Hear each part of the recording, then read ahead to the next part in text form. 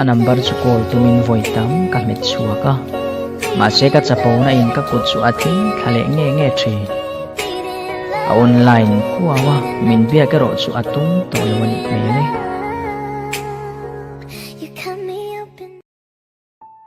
kathuakin voitam min rila iban sanangai nangma tinatu che ani hi tin chuti lain ka thinlung nge ro in alokir le angem ati thungsi mangai na zet hi chu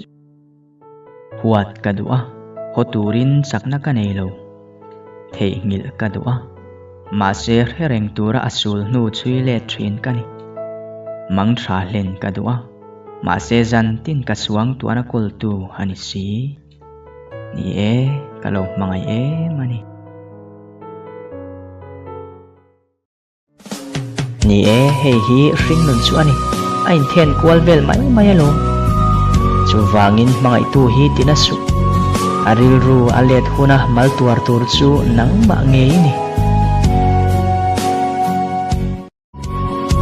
o kwanu hian eng wangin nge om dun thei tur chuang si ro hi minin ton tir ni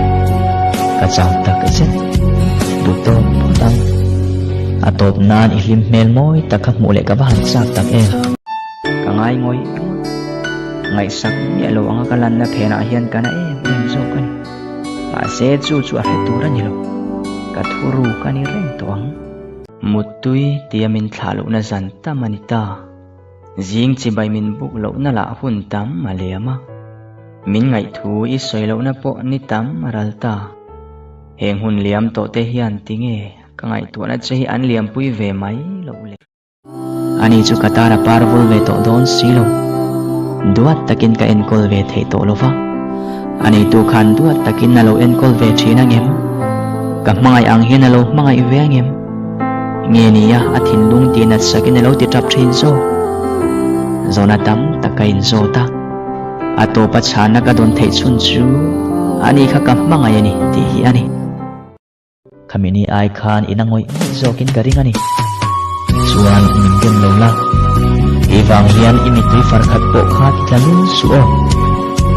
o kwanu hian eng wangin nge om dun thei tur chuang si ro hi minin ton tir ni ka chang tak che du to potang anambar chukol tumin voitam kamet chuaka maseka chapo na in ka kutsu atin khale nge thi a online kuawa min bia ka ro chu atung tolwani mele mutui tiamin thal na zan tamanta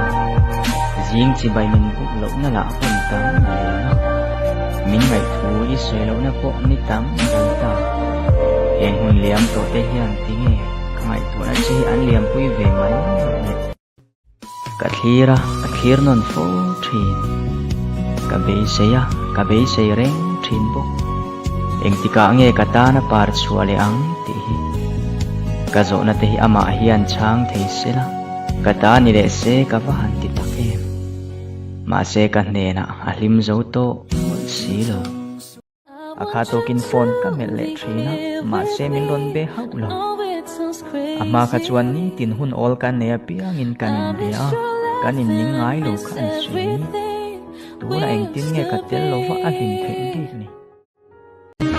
i liam hu thin lung hi ama liam tu ngai nala trak ha ka thin lunga mun ni lo chan to hi mi dang nan lua ve to ngai to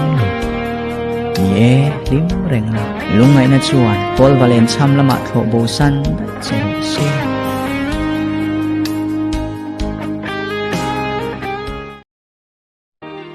ani ka mangai wanga min lo huwa ni chuan na poi lo ve ka ngai em wanga min soi sel ani poin na poi lo ka dulu tu ka wanga min hutling lo ani poin na poi lo ve chan ka lo wanga nei ren tuma ka be wanga min dem ani poin ni ro se a poi lo ma se ke ma awang na ril ru voi khat po ana tur ani awang ka khuwa awan har ta e khonge ka har lawa min nem thin tu kha ka aw che a ma se chana re om si lo are ta von mai si ka mangai che khongai takin iom na ka lo kal huna min lo huwa kang che o min lo huwa ngei donem